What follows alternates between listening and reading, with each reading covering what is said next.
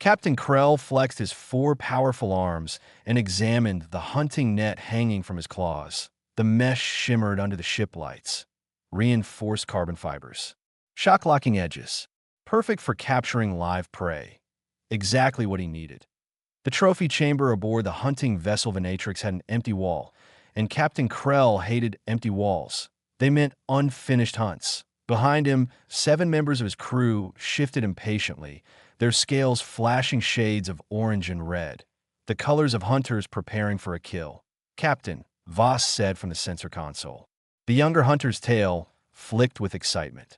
"Scanners confirm a life form on the surface." Krell turned slowly. "What kind?" "Single biological entity," Voss replied. "Approximately 65 kilograms." A pause. Then Voss added something that made the crew laugh. "No visible weapons. No armor. No cybernetic defenses." Krell's mandibles clicked with satisfaction. Perfect. Absolutely perfect. The Venatrix dropped through the thin atmosphere of Kepler 432b, a forgotten world far from the busy trade routes of the galaxy. The planet was unpleasant in every possible way. Too much oxygen. Unpredictable storms. Gravity stronger than most civilized species preferred at T.O. Krell. The planet felt like a poorly designed training arena. The kind of place only desperate colonists or foolish explorers would settle. Yet the sensors clearly showed someone living here, and more importantly alone. "Deploy the dampening field," Krell ordered. "I want the entire area isolated. No signals in. No signals out." The crew moved quickly. Within seconds, the technology activated, creating an invisible bubble around the landing site. Nothing inside the field could transmit communications. Nothing could call for help. Not that help would arrive anyway. This system was empty, forgotten. Perfect hunting territory. The ship's lower hatch opened with a mechanical hiss. Moments later, Krell stepped onto the planet's surface. His heavy boots crushed the strange orange soil. The air burned slightly as it entered his breathing. Vents, too rich with oxygen. Too thick. Everything about this planet felt wrong. Yet something had chosen to live here. Krell activated his visor and scanned the rocky plateau. Then he saw movement. There, Voss whispered through the comm, and Krell saw it too. A human. He had heard stories about humans before. Everyone in the galaxy had. They came from a planet called Earth, a world classified as a death world, a planet where survival itself was a constant battle. But the stories about humans were confusing. Some claimed they were dangerous. Others said they were weak. Looking at the creature in front of him, Krell believed the second version. The human was small, barely 1.7 meters tall, and no armor, and no claws, and no natural weapons. Just soft skin and fragile bones. This one appeared to be female. She had dark hair tied behind her head and wore simple clothing while examining small rock pools scattered across the plateau. She carried a small pack on her back that a scientist perhaps, or just a curious wanderer. Either way, easy prey. Surround her, Krell ordered. Quietly, .7 hunters moved across the rocks, forming a circle around the unsuspecting human. The trap closed perfectly. Then the human looked up. For a brief moment, their eyes met. Krell expected panic, screaming, terror. Instead, he saw something strange. The human was studying him, analyzing, almost like a predator judging distance. Then the moment passed, the circle tightened, and finally, the human ran after her. Krell roared. The thrill of the hunt exploded through his body. The human sprinted across the rocky ground, moving surprisingly fast for such a fragile creature. But it did not matter. .7 hunters, .1 prey. This hunt was already over. Voss moved first. He fired the capture net. The mesh expanded through the air and wrapped around the human's legs. She crashed to the ground hard. Dust exploded around her as she struggled against the reinforced net. Her breathing became rapid, panicked, and then she screamed, the high, desperate sound that echoed across the empty plateau. The crew burst into laughter. "Oh, that is adorable," Moxer said between laughs. "She thinks someone will hear her." The human screamed again, louder this time. Krell approached slowly, enjoying the moment. The human trembled inside the net. Tears ran down her face. Her chest rose and fell rapidly. Everything about her body showed pure terror. Perfect, absolutely perfect. Krell leaned down and examined his new prize. "Welcome to my collection," he said calmly, knowing she could not understand his language. "You will look excellent on my wall." The human screamed again. The crew laughed even harder. None of them noticed that the scream sounded slightly different this time. Almost rhythmic, almost deliberate, but that did not matter. The hunt was finished, or at least that was what Captain Krell believed. Captain Krell watched the trapped humans struggle inside the net. Dust covered her face. Her breathing was fast. Her hands pulled at the reinforced fibers again and again, but the net did not move. That of course it didn't. The mesh was designed to hold creatures 3 times her size. T.O. Krell and his crew. The hunt was already finished. The human screamed again, a long, sharp cry that echoed across the empty plateau. The hunters laughed. Moxer slapped his tail against the rocks. "She thinks someone will come. Save her," he said between bursts of laughter. "There is no one here." Voss checked the scanners again. His screen showed nothing. No ships, no signals, no movement across the entire valley. The dampening field was working perfectly. Nothing could send a message outside the hunting zone. Completely isolated, Voss confirmed. Krell nodded with satisfaction. The human continued screaming, again and again and again, but something about the sound was beginning to bother him. Not the fear. Fear was normal. Prey always screamed, but this sounded strange, too controlled, too deliberate. The rhythm was almost patterned. Krell tilted his head. "Translate that sound," he ordered. The ship's AI processed the audio for several seconds. Then the translator produced a result. The words appeared across Krell's visor. "Help," a pause. Another scream. Voss chuckled. "She's begging for rescue." Poor creature. But Krell did not laugh. Something about the translation felt wrong. The screams were too regular, too evenly spaced, almost like a signal. Before he could think further, the human suddenly stopped screaming. Silence filled the plateau. The human slowly turned her head and looked directly at Krell. Her eyes were no longer full of panic. They were calm, cold, focused. And then she smiled. Krell felt something unfamiliar move through his chest. Not fear. Not yet, but something close. The human spoke. Her voice was quiet. "You guys should probably leave," she said. The hunters looked at each other. Then they burst into loud laughter. "Did the translator get that right?" Moxer asked. "Yes," Voss said while still laughing. "She thinks she can give orders." Krell crouched beside the trapped human. "You are prey," he said slowly. "You do not give orders." The human sighed. "I tried the easy way," she said. Then she looked up toward the dark sky above the plateau, and she shouted one final time, "HFY." The sound echoed across the rocks for several seconds. Nothing happened. The hunters laughed again. But then the ground began to shake. First it was weak, a small vibration under their feet. Then it grew stronger. Rocks trembled. Dust lifted from the ground. Voss checked the scanners again. His laughter stopped instantly. "Captain, what is it?" Krell asked. The younger hunter stared at his screen in disbelief. "I'm detecting multiple biological signatures." "How many?" Voss swallowed. "Hundreds." Krell froze. "That is impossible."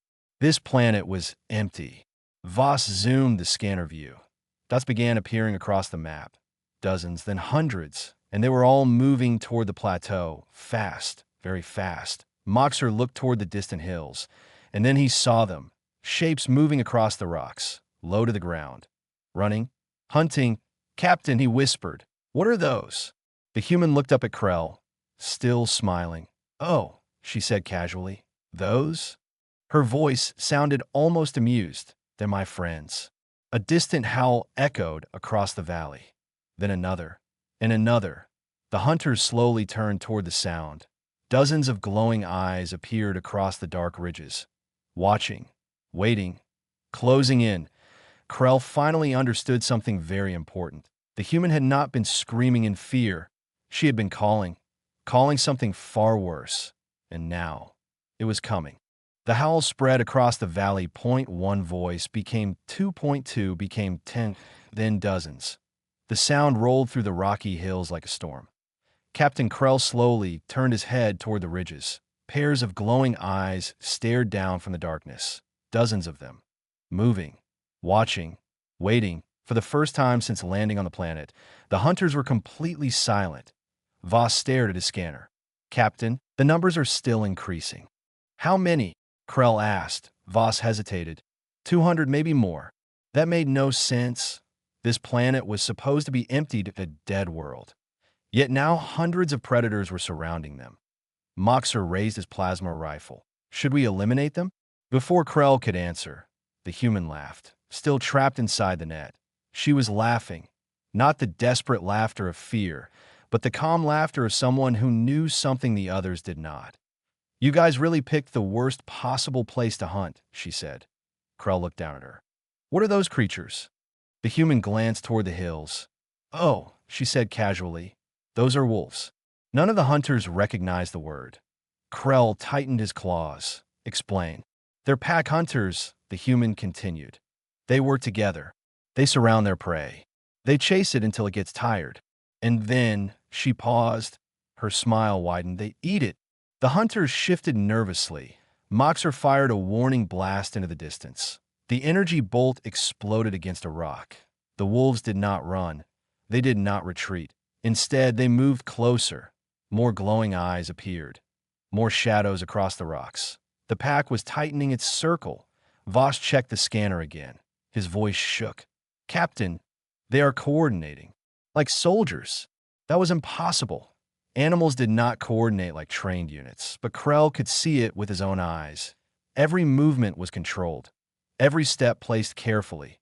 The wolves were hurting them. The human suddenly spoke again. "You should probably let me go." The hunters ignored her. Moxer fired another plasma shot. This time, one of the wolves disappeared in the explosion. For a brief moment, the valley went silent. Then the howls returned. Louder, angrier. The pack charged. Dozens of wolves rushed down the hills fast, incredibly fast. The hunters opened fire. Blue plasma bolts lit up the darkness. Several wolves fell, but the others kept coming. They moved like a single organism, dodging, flanking, closing the distance. One wolf leaped through the air and slammed into a hunter. The alien crashed to the ground. The creature's teeth sank into his arm that he screamed. Another wolf attacked from the side. Then another. The hunters fired wildly, but the pack was already inside their formation. Chaos exploded across the plateau. Krell stepped back, stunned. This was impossible. They were elite hunters, armed, trained, experienced. Yet these animals were tearing through them like amateurs. The human watched the battle quietly, still trapped in the net, still smiling. Finally, she looked at Krell again. "Last chance," she said. "Let me out." Krell stared at the approaching wolves, the chaos around him, his crew being overwhelmed. Then he looked back at the human. And for the first time, Captain Krell felt something he had never felt during a hunt. Fear. Slowly, he reached down and cut the net. The fibers snapped open. The human stood up. She stretched her arms calmly. And then she whistled. The wolves stopped. Instantly. Every single one froze in place. The valley became silent again. Hundreds of glowing eyes turned toward the human, waiting, listening, obeying. The human brushed the dust off her clothes. Then she looked back at Captain Krell and smiled. "Good choice," she said. The wolves stood completely still. Hundreds of glowing eyes watched the human in growling, in movement. Just silent obedience. Captain Krell slowly looked around the plateau. Only moments ago it had been a battlefield. Now it felt like something very different than a throne room, and the human was standing in the center of it. She dusted off her clothes calmly and stretched her arms. Several wolves walked closer to her. Large ones, muscular, their fur thick and dark. One of them approached the human and gently pressed its head against her side. She scratched behind its ear. "Good boy," she said softly. The creature wagged its tail. Krell stared in disbelief. "You control them?" he asked. The human looked at him. Then she laughed. "No, I don't control them." She scratched the wolf again. "We're friends." None of the hunters understood that word. Friends. Predators did not become friends with other predators. That was not how nature worked. Krell's remaining crew slowly backed away, terrified. Their weapons were still raised, but none of them fired, because every time one of them moved, dozens of wolves immediately stared at them. Waiting, watching, the humans stepped forward. "You came here to hunt," she said calmly. "You thought you were the predators." Her eyes moved across the wounded hunters. "But this planet doesn't work like that." Krell finally understood. This world was not empty, that it was full of life. Dangerous life. Life that had evolved to survive a brutal environment, and humans had evolved with it. "You are from a death world," Krell said quietly. The human nodded. "Yep." She looked toward the distant mountains. "Earth. Gravity stronger than most planets. Oceans full of things that want to eat you. Animals with claws, venom, teeth. Storms that can wipe out entire cities." She smiled slightly. "If you grow up there, you learn a few things." Krell slowly lowered his weapon. "And the wolves?" he asked. The human looked down at the large animal beside her. "This is Ranger," she said. "He found me when I started researching here. Now his whole pack thinks I belong to them." She shrugged. "Or maybe they belong to me." The wolves slowly moved closer, forming a wall behind her, a living army. The human looked back at Krell. "You're lucky I like animals," she said. "Otherwise things would have gone very differently." Krell believed her. He had seen enough. His crew had hunted hundreds of species across the galaxy, but they had never faced anything like this, that a creature from a world where survival meant learning to live beside monsters, and sometimes becoming one. The human pointed toward the ship. "You should leave," she said, "right now." None of the hunters argued. They slowly retreated toward their landing craft. The wolves watched every step, ready, waiting. When the hunters finally reached their ship, Krell looked back one last time. The humans stood on the plateau, surrounded by the massive wolf pack. Watching them leave, Krell understood something important in that moment. The galaxy had misunderstood humans. They were not weak. They were not harmless. They were simply used to living with danger, and that made them something far more terrifying.